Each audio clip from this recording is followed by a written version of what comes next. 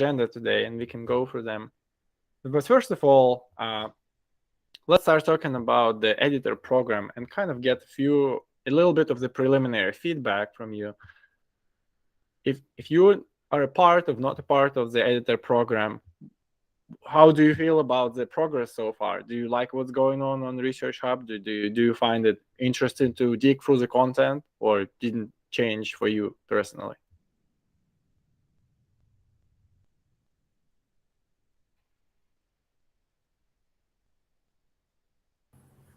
Well, I'm personally just getting more involved simply because of the holidays, so it's kind of hard to say. Do you get, would you say, do you have enough people in your hub to consistently get conversations going, or not at the moment? No, which is why I brought up reaching out to more people.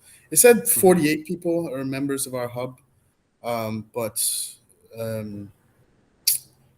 yeah, I don't know actually.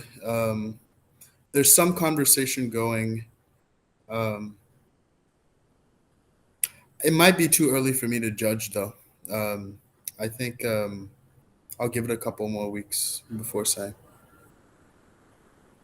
Makes sense. What has someone else's experience been so far? Yeah, so I could speak for the neuroscience hub. I think we're still in pretty early stages. I think there's a little bit more activity ramping up, like on the editor side, to help facilitate some things, and I think maybe help support using a little bit of research coin here and there, some ideas, and make comments on some hypotheses that people throw out there. So I think there's a little bit more activity, and I think we're in the early stages, and I think the more users that compound in there, then the more kind of exponential the discussions are, because people start, networking with each other and threads start forming and things. So I think, yeah, as long as we keep having constant influx of people, over the weeks, then I think, we should pick up on some of the engagement. Gotcha. All right. So basically what I'm hearing is too early to tell, but looks optimistic so far. All right. So one topic that we would really want to discuss is, for us as a community, not necessarily the editors themselves, what do you think would be the reasonable and concrete metrics or indicators that maybe the editor is falling behind a little bit, and how we should handle maybe nudging them in the right direction, so it's a comfortable process for everyone involved?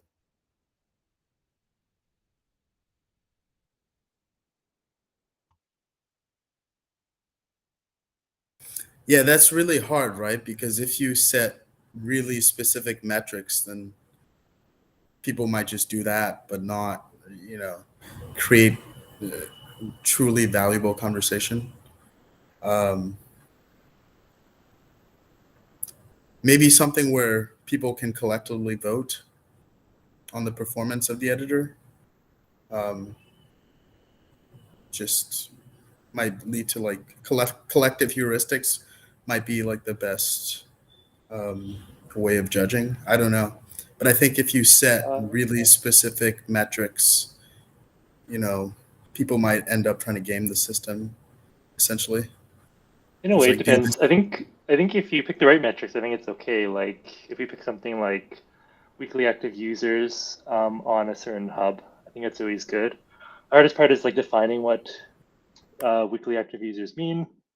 That's always hard, like on a SaaS product as well. For us, it could be a number of threads being created, a number of comments generated. You could use that as an early. It's gonna be a trial and error, but activity engagement is usually a good starting point, because you get your acquisition, you got your engagement, and then you gotta work up to your network effects in a way. So I'd say pick a couple, but I like the weekly active users, monthly active users, daily active users. Would you be okay with the fact that it's disproportionately affecting people with the bigger hubs versus smaller hubs, because you can't really control your own users, Exactly, and that's why it's hard, because especially with the smaller networks. I was going to mention, because I've only got there's only 2 of us in the clinical psych hub. So if one of us is a little bit less active, let's say, we only have 4 users subscribed to our hub currently. So maybe it's just a problem for the early stages. Hopefully it'll fizzle out and we'll get growth. But yeah, for now it's hard to gauge when you have such a small sample size of editors and subscribers to the hub. Okay, so do you have any ideas for maybe the metrics that we could measure in the editor performance that they're not necessarily easy to game, perhaps, but something that's a reasonable maybe baseline, bare minimum? Because otherwise we have no guidance in our decision making. It depends, like, what's the overarching goal, I guess, with ResearchHub, and then creating like things that support that overarching goal. Something I'd say it'd be kind of like unique users over a number of threads. It would probably be 2 raw metrics you could ratio together that would show like activity. That's just an idea. Oh, of course, open to everybody else. Hi, yeah, I know I'm relatively new to the editor program, but it's possible that we might need another month to know exactly what might be the criteria. Like, it sounds like it might be too early and too unpredictable at this time. So you mean like wait a month and get kind of the average of what all you editors do, and that would be the goal? Yeah, like right now it doesn't seem like there's any sort of consensus at all on what the metric should be, and maybe we just need more time to kind of see what makes sense. Yeah, I personally totally agree with that. That I think for the first month or so, we should not really have not necessarily ping people even if they're inactive. Like, just see kind of in like a intention to treat kind of way, like what do people do when they're unprompted, and like after a month, get everybody in the same room, try and figure out what's working. Joey, you brought up a great point though, where like you could get creative with the metrics. We have like a dashboard that we've been using internally with like weekly active users and a couple other events on the website. So we could invite anybody who's interested to be able to view these metrics and then like try and suggest like creative combinations. Whether that's like weekly active users over new users or like whatever you suggest. So if people are interested in that, we can try and make that happen. Hi, I'm Janelle. I'm a new editor too, so I don't have too much to add here, but I would say starting out, what would be helpful for me, which you've already kind of done, is outline a few, maybe minimum standards for the first month, like things that we think before we have the data might be good, like, number of papers posted, number of comments made, just to have some baseline, like what should I be doing here? And then I think it makes a lot of sense to regroup after a month or two and assess what seems to be the most productive as far as posting and things like that based on user feedback. And that's also a fair point, right? I agree that it would be nice to get a view of how editors would behave when unprompted, but also a lot of editors have been reaching out for directions, right? So what is the number of papers and comments, the ballpark that they should be looking for? I think that ballpark will, I think, flush itself out once we have everyone kind of be as active as possible. We'll get kind of a normal distribution of people who are uploading documents. So maybe you'll have some people who upload 5 papers and some people upload 50 papers, and we just see where the normal mean of that is, and kind of maybe adjust up or down according to that. But I think everyone said, maybe we free for all for the month, but we keep a set of metrics in our site, which would be daily active users, weekly active users, number of comments, number of papers uploaded, number of hypotheses generated in your hub, some things like that, and then we just see where the normal distribution lies across all of those.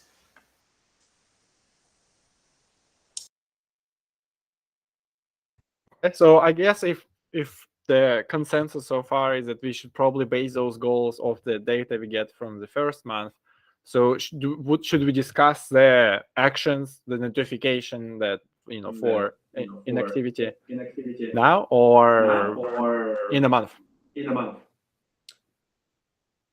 I was wondering if it'd be helpful to have like a dashboard built for editors, like for each of the hubs, to say like, here's the metrics for the week or the month here, and like here's the trend.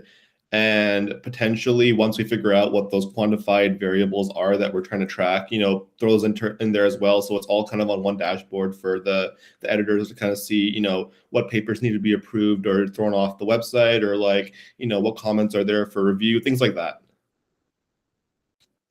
That's a great point. That's actually exactly what we're building over the next 2 weeks. So our engineering team essentially is crushing a bunch of bugs as they pop up, and then we're also building this editor dashboard where it'll kind of be like the leaderboard just for editors, and you can like kind of sort it by like most active, least active, like different parameters, papers posted, discussions, stuff like that. We also have Amplitude, as I mentioned, which has kind of like non-hub specific metrics. And so I think we'll be able to have hub-specific ones added to this, and then we can invite editors to this. So that way they have like a better picture of what's happening in their hub.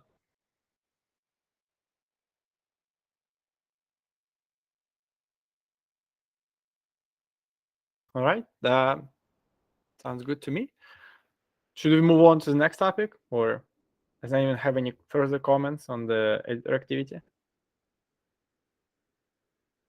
Right, so another thing we can discuss is the nested hubs idea, right? So in many areas of science, there are established taxonomies, right? So for example, where there is a broader branch that includes a more specific branch. For example, in my area, in psychology, within psychology, there would be social psychology, cognitive psychology, etc.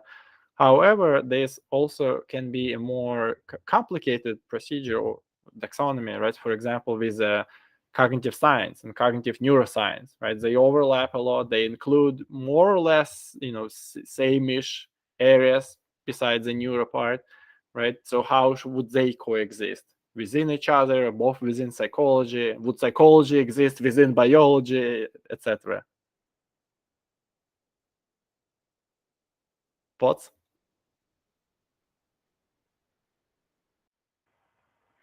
Yeah, I think there should be a nested structure inside the hub that should basically define different parameters. Like for example, in my case, where I have the sensing and biosensing hub.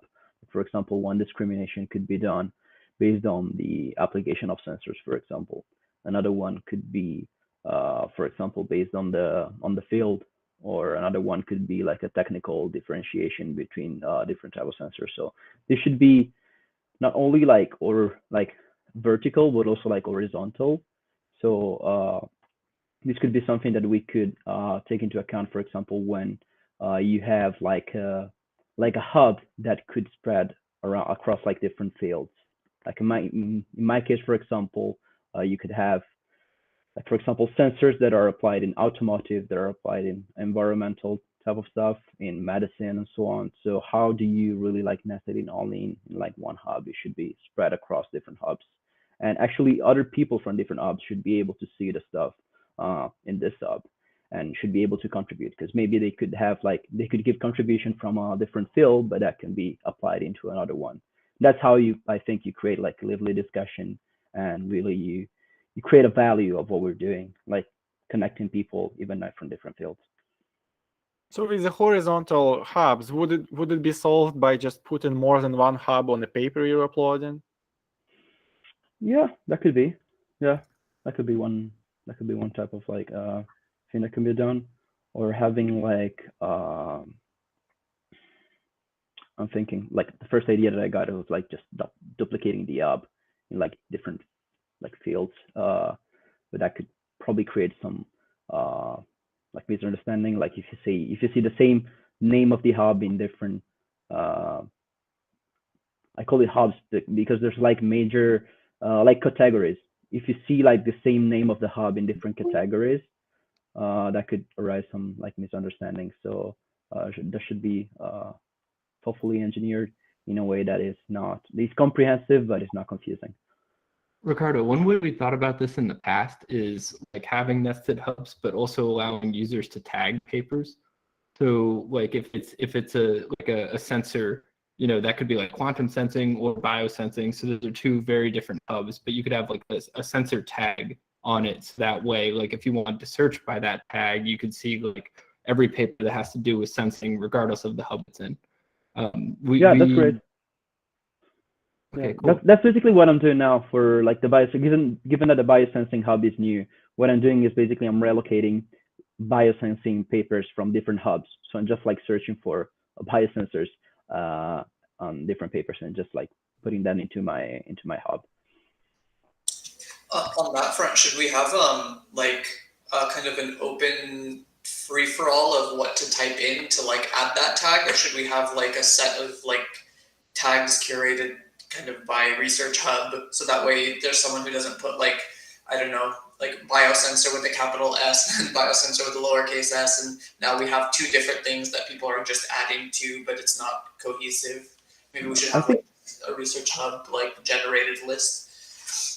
Actually, I think the editor itself could suggest that. Could be a great idea for an editor role, like suggesting hashtag for his hub. Okay. I have a comment on the nested classification.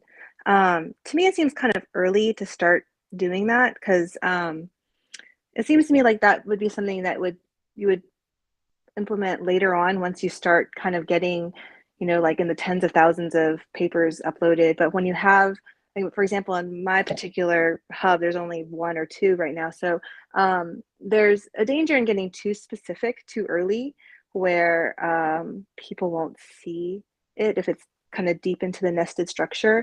And it seems like it might be overcomplicating something this early on. Definitely like later on, as you get a larger amount of content, you want to organize it that way. But and maybe some hubs are already getting to that point, but I think that it could actually add unnecessary complication. That's a fair point. Does anyone share this opinion? Yeah. Sorry, Yeah, please continue. Okay. So in addition to what Jennifer was saying, I don't see the practical benefit of having a nested structure in addition to a tagging structure, because I think tagging solves the problem in itself. So if I want to see social psychology, for example, I can just click on the tag for psychology and social psychology, or just for social psychology for that matter. I don't see the benefit of having a nested structure at all in this. We don't have appropriate context here, but the benefit of a nested structure is we have the potential to eventually like allow people to have weighted votes based on their expertise. So like if you're a clinical psychologist, with a PhD, your opinion could be worth more than like an undergrad psychology. And then we could do that in a way where like maybe cognitive psychology, your weight vote is the most, but then also in psychology, you have like a higher weight compared to a lay person. There's basically weighted voting is the feature in the future that would help with. But yeah, I kind of totally agree. And with Jennifer's comment too, that's sort of where our team, our head is at, is that like maybe nested hubs are too complex of a feature for the current moment, but will absolutely become necessary, at some point in the future. Patrick, I wonder if you could combine the ideas a little bit and say that there are higher order level tags. Like biology is a category level tag. You've got topic level tags. As you get into research papers, there may be something on like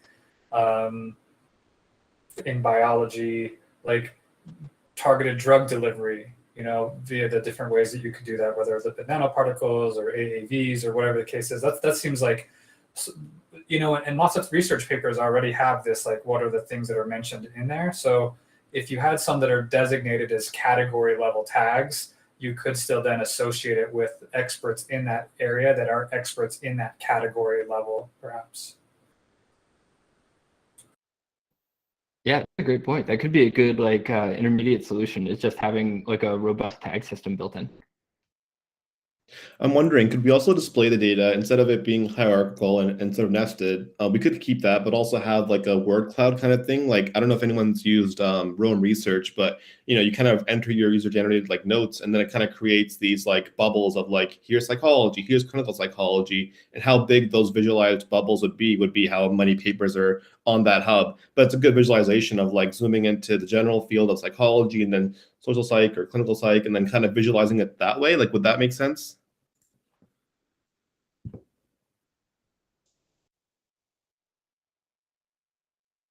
Yeah, totally. It's kind of like it's like kind of like a data-driven category creation, right? I think we might need more submissions for that to be effective. Gotcha.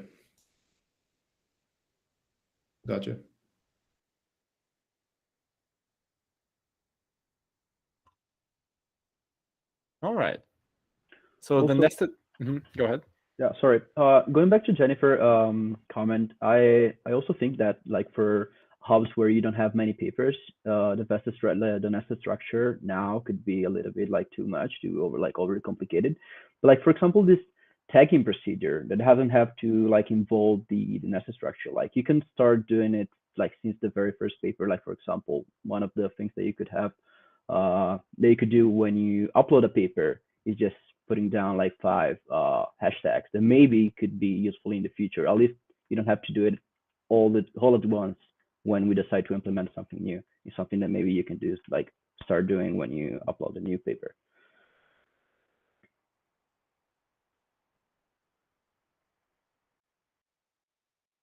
It's an interesting idea.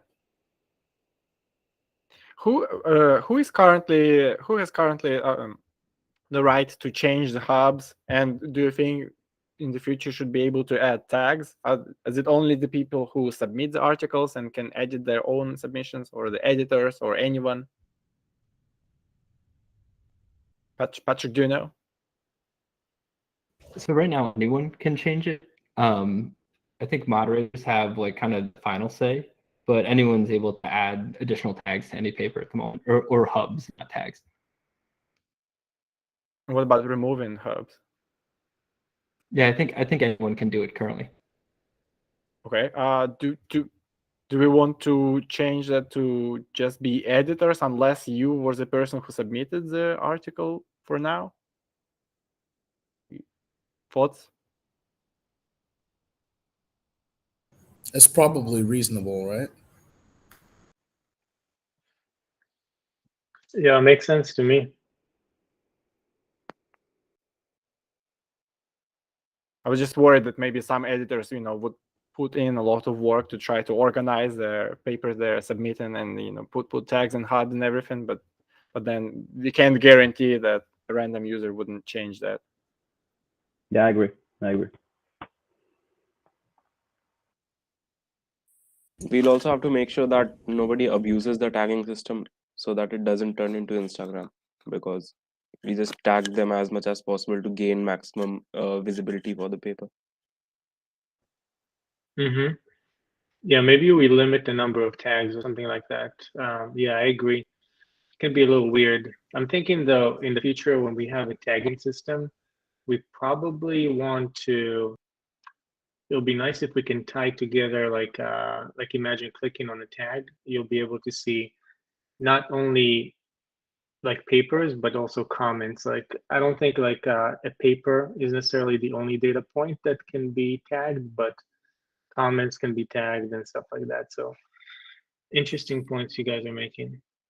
Yeah, it's good for your your search system that you'll eventually have to build out. Like getting all that user generated data, like for you guys, it's going to be very helpful.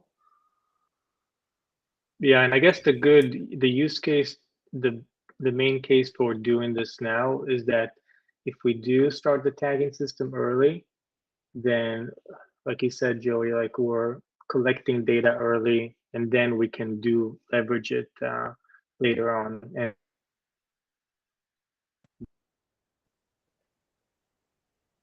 Just so everybody knows too, if you haven't been to a prior community call, Kobe is one of the engineers on the ResearchHub team. So he's responsible for doing a lot of the product work when it comes to like what we actually build up feature-wise. Sort of adding to this conversation too, I remember a paper like maybe 2 or 3 years ago, where there was some kind of ML algorithm that was actually able to read scientific papers and classify them based on their content. So it's possible that even the tagging could be done in an automatic fashion at some point in the future. It could be a little bit of a heavy lift at this exact time, but I could see it being like, in theory, like a not necessarily unbiased, but like a kind of automated way to tag papers. Hey Patrick. Yeah, Patrick. Oh, sorry. I had maybe some of the other people can jump in. I had a feature idea that I think would kind of streamline the process for people, because I'm thinking like one thing that might be kind of like a little hurdle, and it's not really that big of a deal, but you have to go on the website, and then you have to like find your NCBI paper, and then you have to like copy and paste the link and things like that. Is it possible to have some kind of just right-click function because researchers are going to be on NCBI no matter what? So can we have like a right-click feature where you're just going through it and just you can hit right-click and then just say upload this to ResearchHub, and that just cuts out even needing to like remove your flow of going through the papers. You just kind of say, hey, move it to ResearchHub, and then maybe implement that algorithm that you just talked about to have it auto fill in and put in hubs on that end. I think that would just allow people to continue doing what they usually do, but just 1 or 2 seconds to port it over.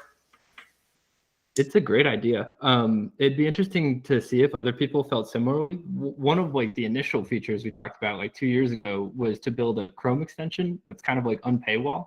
If you guys have ever used that before, where automatically like an unlock button will open if you see a paywalled version, where it's also open or hosted openly elsewhere.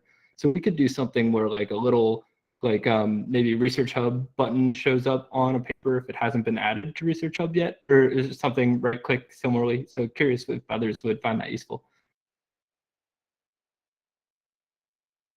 I can just to chime in with the using like machine learning to pick up on the. So when we do systematic reviews, I've tried using. They use like natural language processing models to like identify the topic of these articles, and they're like not even close to usability. Like there's a lot of still like secondary tricks you got to do. I'd say I wouldn't rely on those technologies yet. It's maybe like in the far future, but just playing around with them even like this year or this past year, they're still very early stages. I just want to chime in real quick. I agree with Jeff, the idea of having some sort of integration, just because then you wouldn't have to be taken out of that mindset there. But definitely when that happened, there'd have to be some sort of framework in place to prevent just a massive onslaught of papers from the ease of access. But I think that's a great idea to facilitate import of info in here.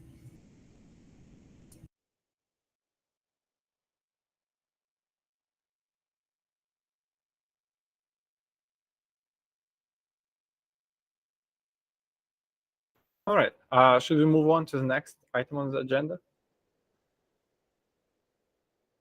Okay. So, like your opinions on the matter, pros and cons of removing the DOI as a requirement to submit paper.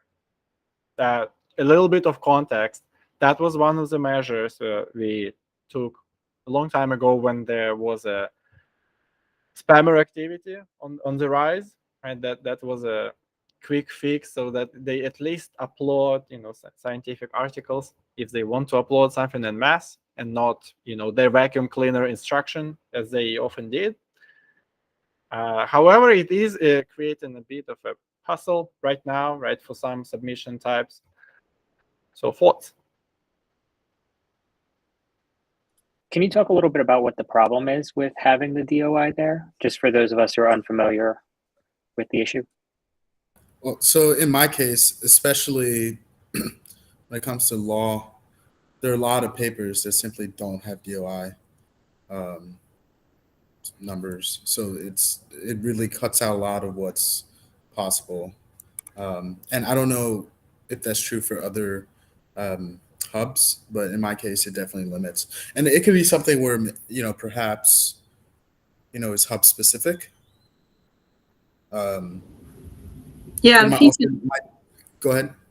Yeah, I'm thinking maybe we can make it like a custom button for editors to like turn it off and turn it on. So some people in some hubs can have it as a requirement and some people can have it as optional.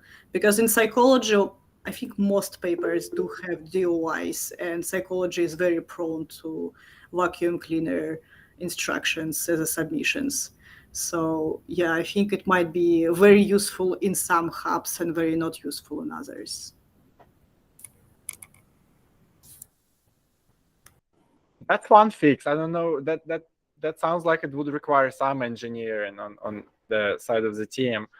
The easier solution perhaps would be so that the editors can post without DOIs.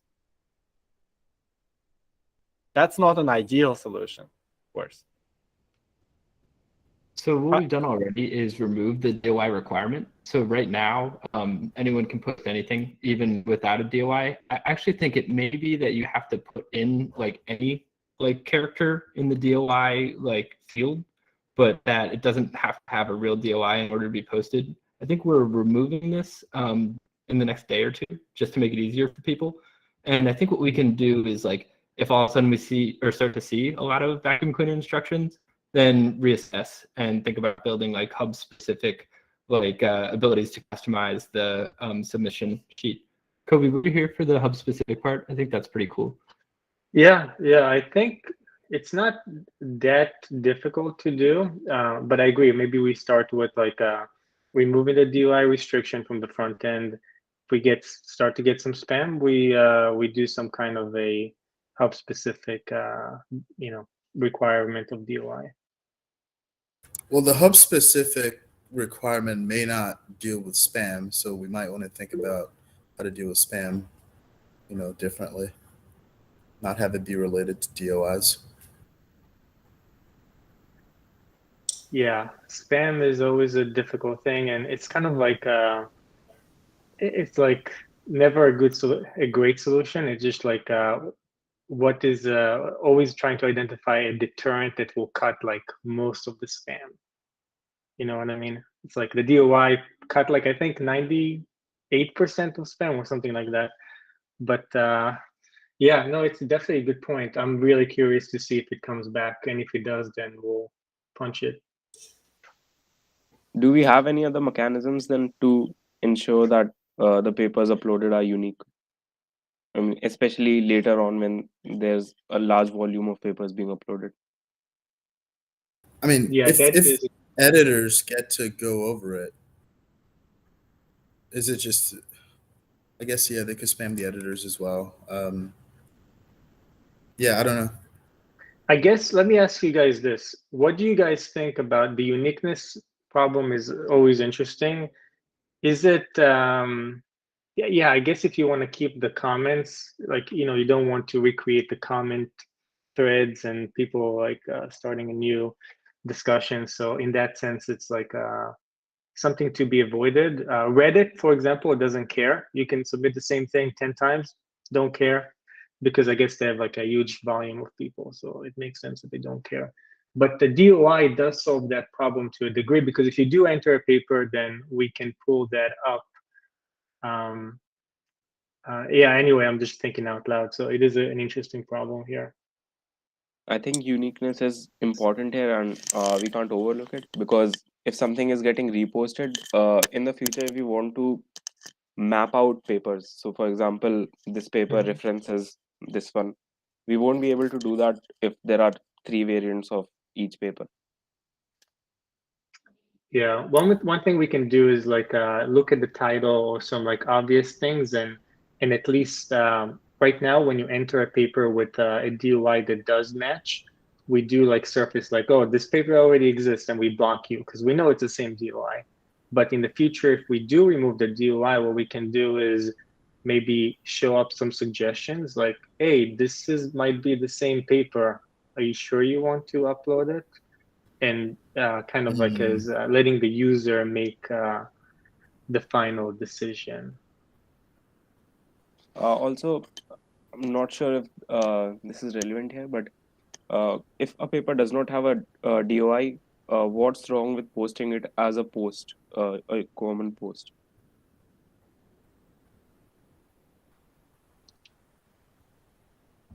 I think that if you are to do that, you could do that, but you would just need to, I guess it's like it could work, but it's just yeah, I don't know. It might not be like what it was used for. That's what, but it could work, yeah. I think the challenge would be you have to like copy and paste all the content rather than just uploading a PDF document. So like you could do that in theory, just it would be Right. kind of a pain to do it. Especially with citations, maintaining the format. It's weird. The DOI thing, yeah, you guys, you're taking out the requirement, but is it still like keeping track of the DOI like in the background? Like you still have that data point at least? That sounds like. Okay, that's good. Cool. For uploading a paper with no DOI, I think mostly like kind of biological like studies, DOIs are pretty mandatory, but for not one, so like in law, can you have it where it just, if somebody tries to submit something without a DOI, it would just kind of filter that through the editor first, so that it would relay it to the editor, and then the editor has the discretion of like uploading it and making sure it's not like been posted and things like that. That way it would like it would suck because it then just it kind of maybe it gets bottlenecked or falls on the editor to make those decisions, but it might be more work for people who are in hubs that don't have DOIs. But I think that would be a way where you can filter away some of the jargon and the jumbledness of no DOIs. Yeah, kind of. I like this idea. Maybe kind of like a casual flag on all papers that are submitted without DOI, unless manually approved by editors.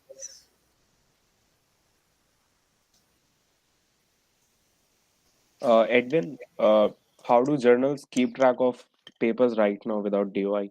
So, for example, what do they use to identify them, if not the DOI number? If you have any idea about that. I actually don't know. The I can try to URL? find. Is it possible? They use the URL address for papers, for some papers that don't have DOI. I don't know if it's possible like to do that. Yeah, That would it's considered like a electronic resource. If it's on the internet, probably. Yeah, there's like a certain category it falls under. yeah.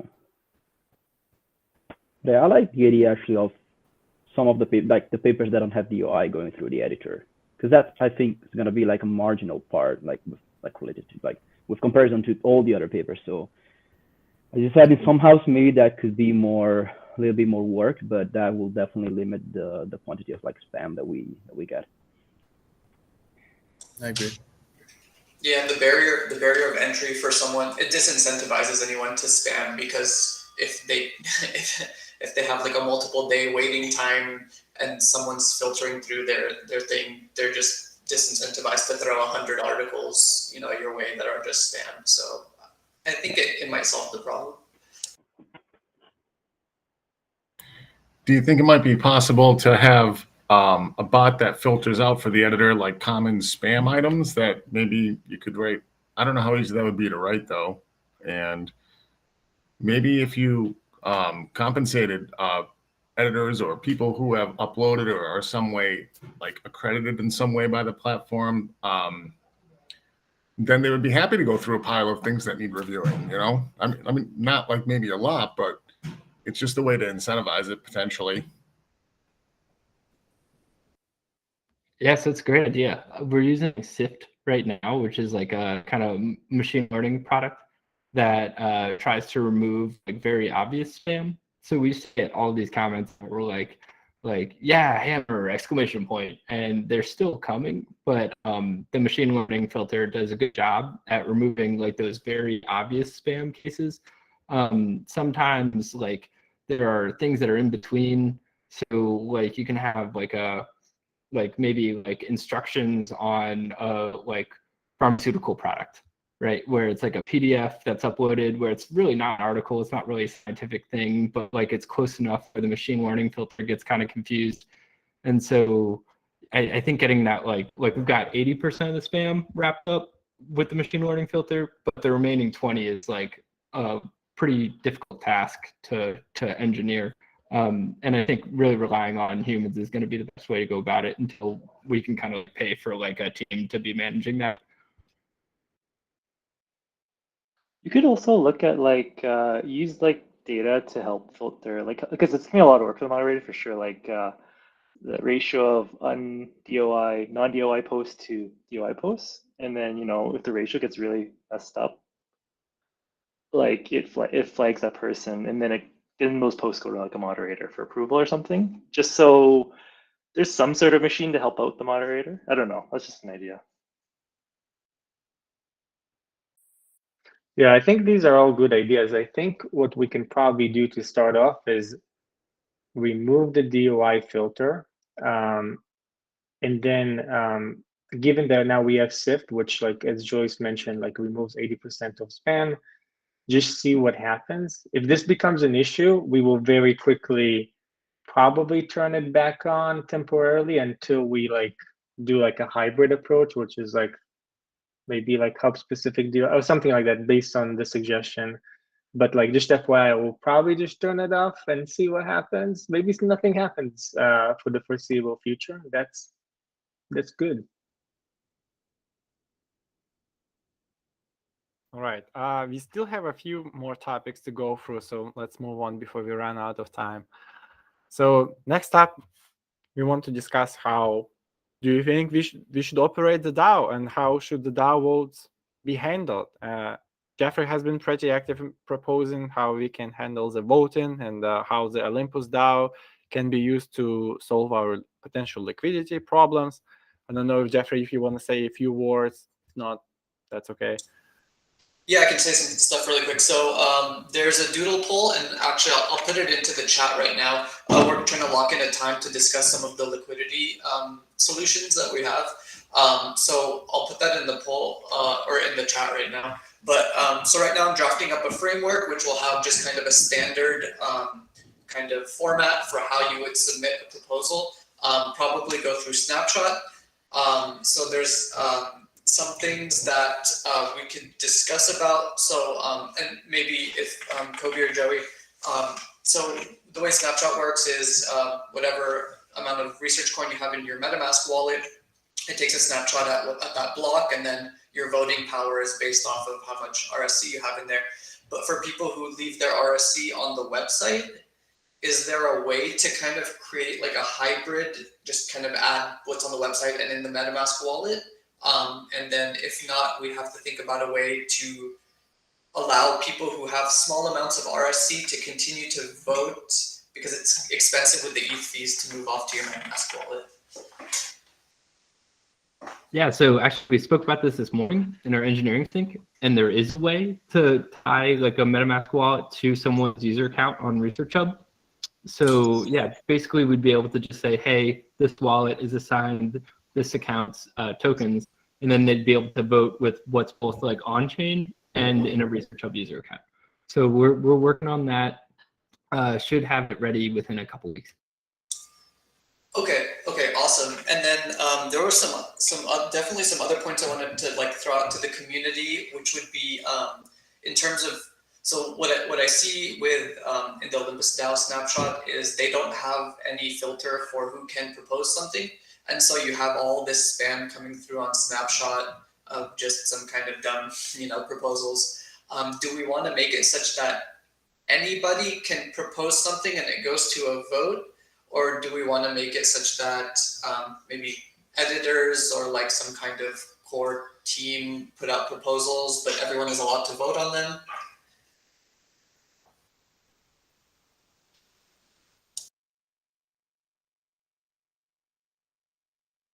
Good question. We'll have to figure out the guidelines on how the voting works, right? And maybe whether the votes are capped to keep it fair, maybe tied to reputation on ResearchHub.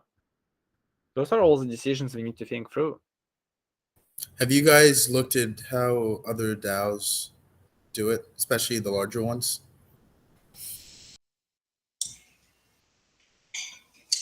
Yeah, so some of the larger ones, it's mixed or match. So like I said, Olympus is a fairly big DAO. They go about it where anybody can upload. There's some other ones that go about it where there's only like a policy team or core team that generates the proposals, but everybody can vote on that. So it would be up to our discretion, how we wanted to do it.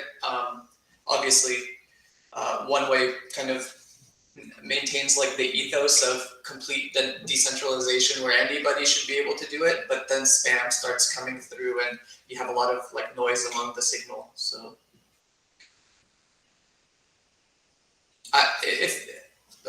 personally, I would think that it kind of more of a kind of editor or core team comes up with some of the proposals.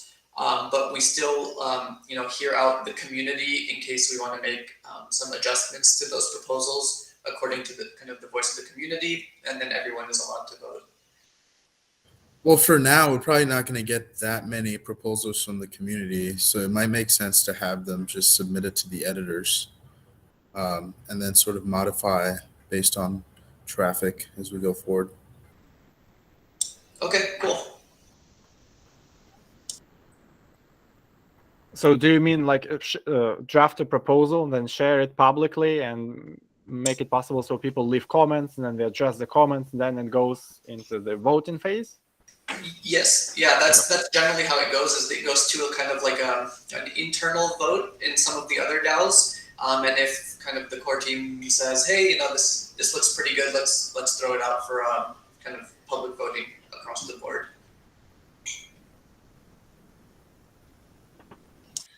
Jeffrey, did you notice that a lot of them have like a minimum threshold that you have to own to propose a change?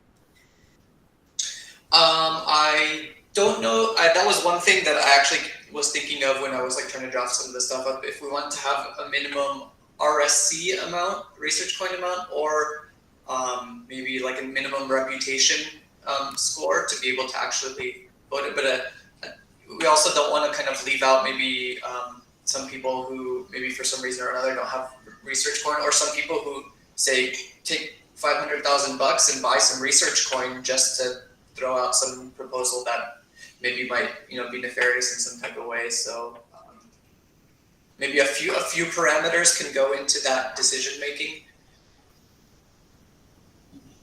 Yeah, so amount of research coin plus maybe reputation score, so that way it's not someone who's just buying research coin and has no reputation, Personally, I like the idea of having like editors do the proposals. In theory, we'll have enough editors where they'll be like within reach of anyone who wanted to suggest a proposal. And so it doesn't really feel like it would necessarily limit like the average person's ability to make proposals. You just have to like pass it through a filter first.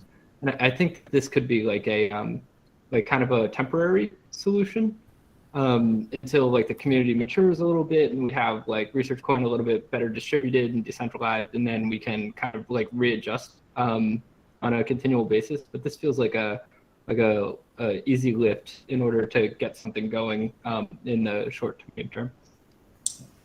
Yeah, I think it's pretty analogous to like kind of a delegated proof of stake kind of governance structure where there's a delegated group of people, but the voices of the community can go through some of those people. So yeah.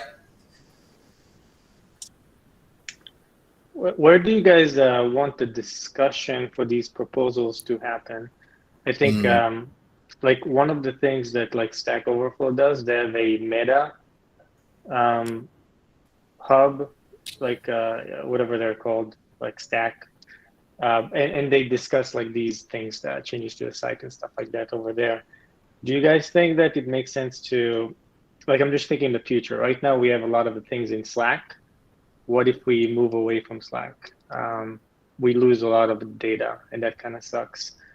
Do we want to start using, like, create a ResearchHub hub where we discuss these topics? I'm just curious if you guys have any thoughts.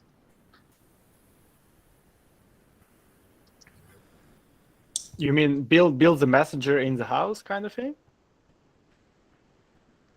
Yeah, like discussing proposals, like DAO proposals. Like I'm imagining like there would be some discussion, and like where would that discussion be? Would that be on Slack, or would it be done via on a post on the ResearchHub with comments and stuff like that?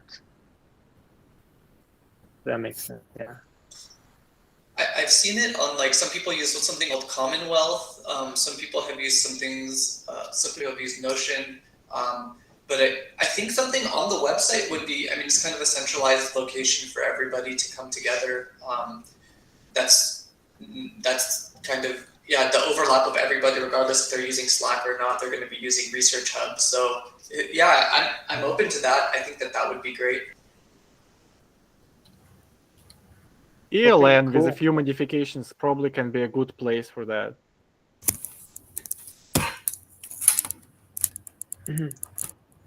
Yeah, cool. Yeah, it'll be good to just give a shot to the post feature. I know it's not super comprehensive, but I think it can at least get the job done here, and we can modify it as need be. We can also pair it with Slack, right? So we can announce it in Slack and leave a link in Slack. Mm-hmm. Exactly. Okay. From what I know, most big DAOs like Uniswap and the likes have this governance tab on the main website that leads you to a governance page. So I don't know. So there's a Uniswap. You go to the main Uniswap page. There's a governance tab that leads you to a voting page. Even if it's a third party application, there's still a tab that leads you there. So I don't know.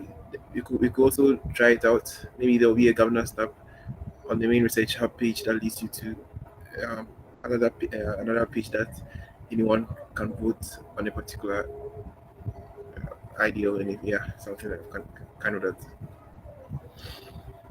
Yeah, totally. Maybe we can even do like a banner, a temporary banner, if it's a very important vote for all ResearchHub. Yeah, makes sense. Yeah.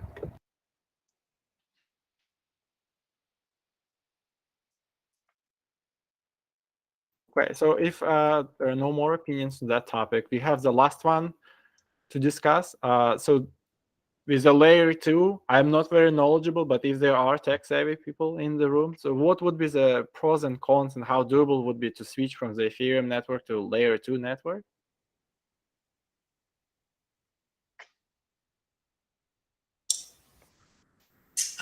So my experience with L2 would be probably something like Arbitrum, and there are bridges, so you could bridge your assets from ETH to Arbitrum and vice versa on like Synapse protocol and things like that. We can have maybe on the website.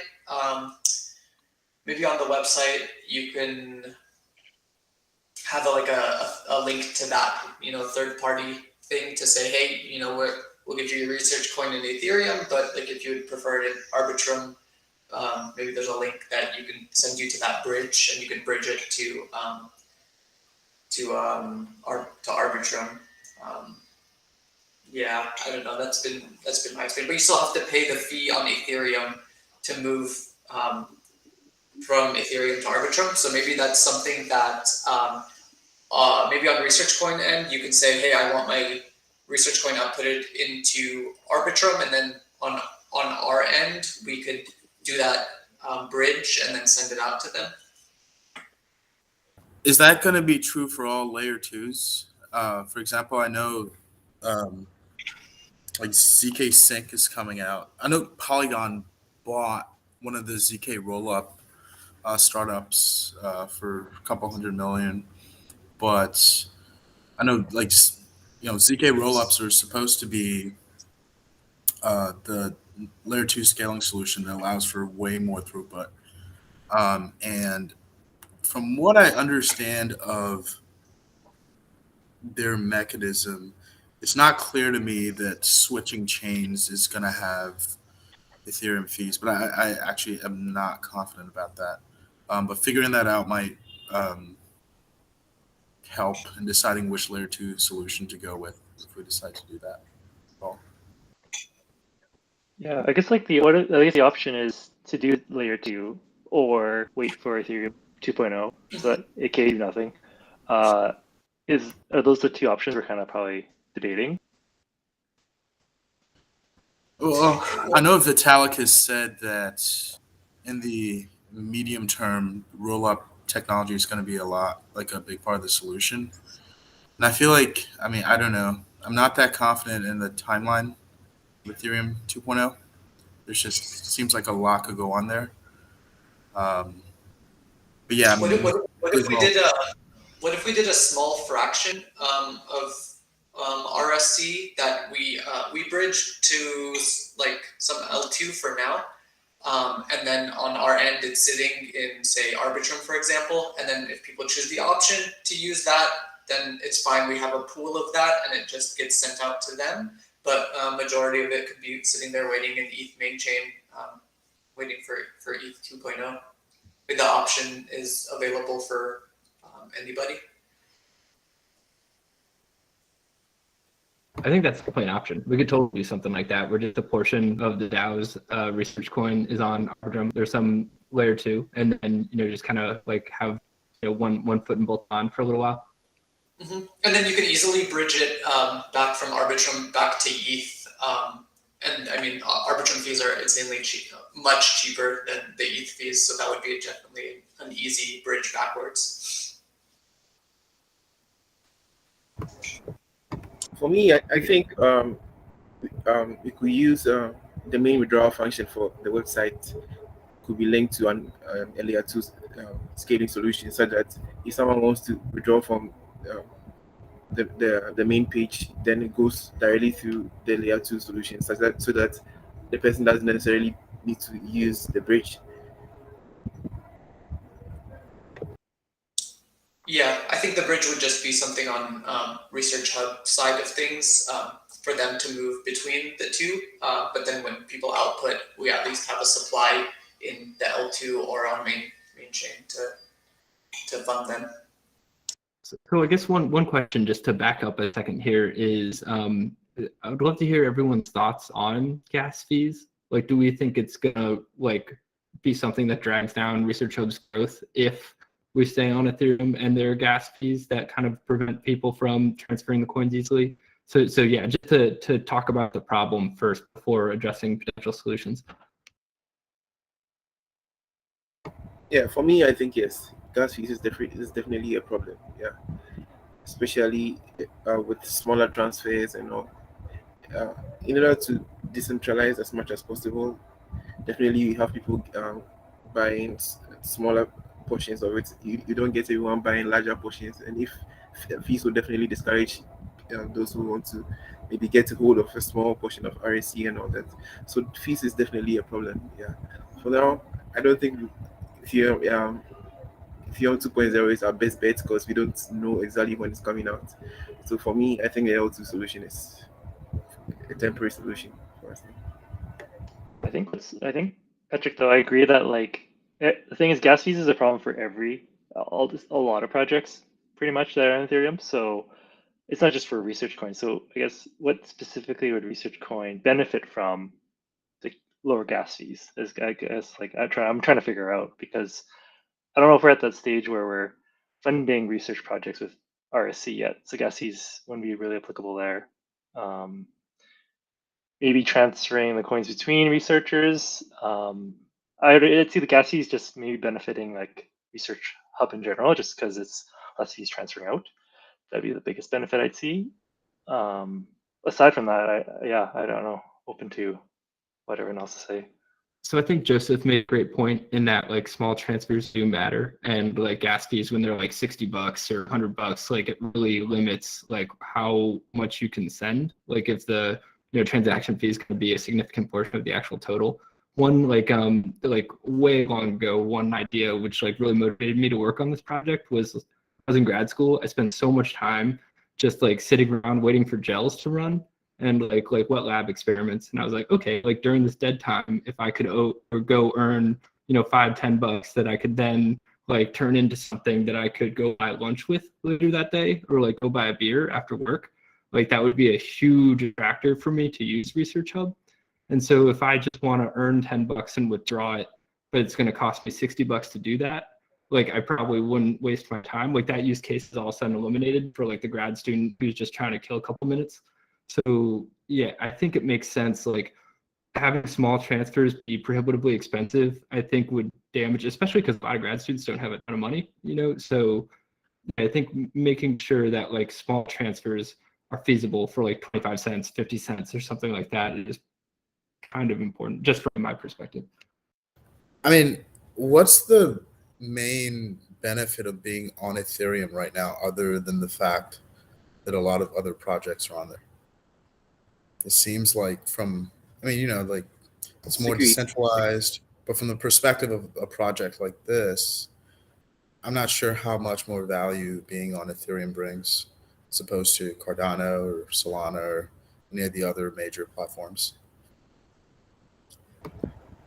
I think most people choose Ethereum because of the security feature. Ethereum is more decentralized, has more nodes, and all. Solana and all these layer 2 solutions have just a few.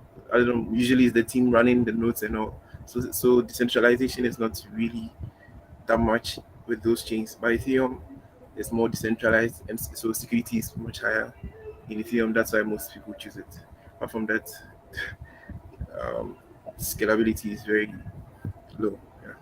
Yeah, I don't know. I mean, I disagree with that, but I think I'm always curious. Like Kobe would probably answer this as well. Like, does it take? How much effort is it to switch to, let's say, Solana? Like, I have no idea. Like is the whole system? Like I actually have no idea. Yeah.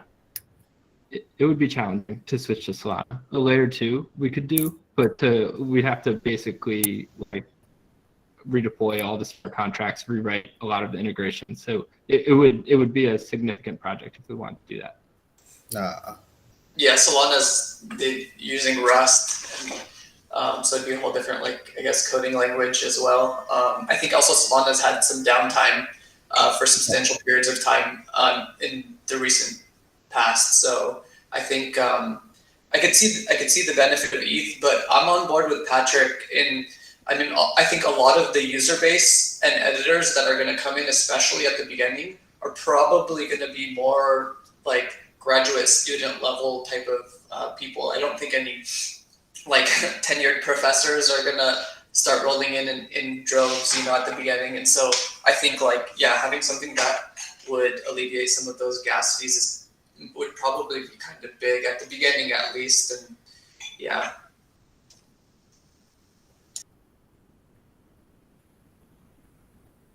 Well, I think they said with the ZK rollups, gas fees are supposed to be like 1/100th of what they are now, or in a worst case 1/10. Yeah, I think like a ZK rollups or any L2, you can even go Polygon. I think any of those could be an option. The only thing that we would need to prepare for is before we do deploy on any of those, again, we need to provide liquidity on. Because if you just stuck with a bunch of research coin on a ZK rollup, then what can you do with it if you can't move it anywhere? So we would just need to know it kind of in advance to prepare the liquidity necessary for whichever L2 we decide. I think it's probably also worth looking at converting to Cardano. I know they're building bridges to make it a lot easier, not just like the, generating ERC20 tokens, but also having similar smart contracts being translated from Solidity. So I need to look into that a little bit more, but I think it's probably worth looking into to figure out how difficult that would be. It's a great point. And so we're like 5 minutes over and want to be conscious of everybody's time. James Lawton is a blockchain developer who's going to help lead our open source engineering community. So one of the first things I think that we're going to try and talk about is how to best reduce gas fees for early users of ResearchHub. So we'll start another channel for like open source development where we can kind of dive into like the values of Solana versus like Polygon versus Arbitrum or whatever in a more detailed fashion. But yeah, this has been enlightening. So thank you, everybody.